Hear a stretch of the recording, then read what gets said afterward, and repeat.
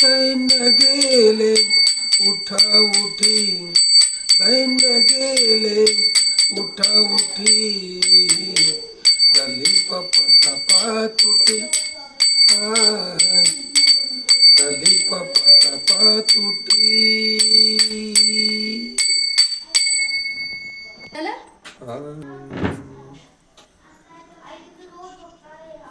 साधू संत ज्यावेळेस घरी येतात त्यावेळेस तो दिवस धन्य मानायचा.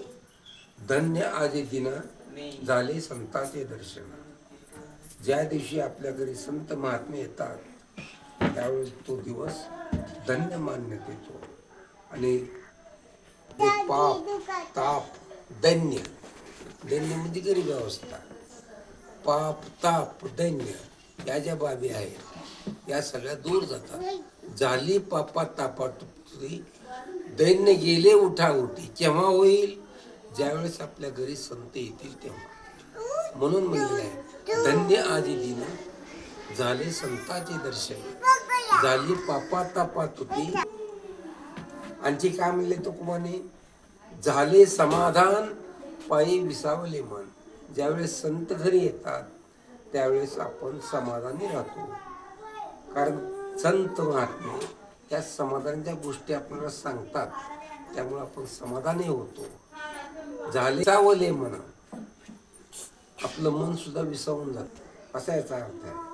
आणि शेवटी तुकाराम महाराज म्हणतात, तुका म्हणे आले घरा तोची दिवाळी दसरा.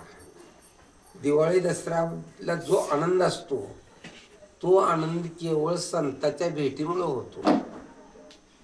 दिवाळी दसऱ्यामध्ये दिसणारा जो आनंद आहे, अनेक प्रकारचं गोडधोड खाणं, अनेक प्रकारचे फटाक्या उडवणं म्हणजे एक उत्सव निर्माण करणं, हा सर्व आनंद केवळ संतांच्या भेटीमुळे होतो. तुका म्हणे आले घरात तोची दिवाळी दसरा.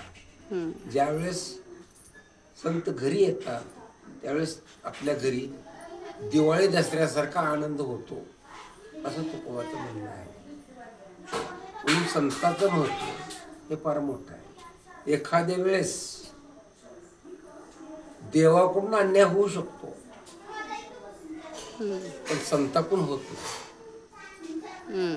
म्हणून संतांचं दर्शन, संतांची पूजा, संतांचे विचार हे माणसाच्या जीवनामध्ये येणं आवश्यक आहे.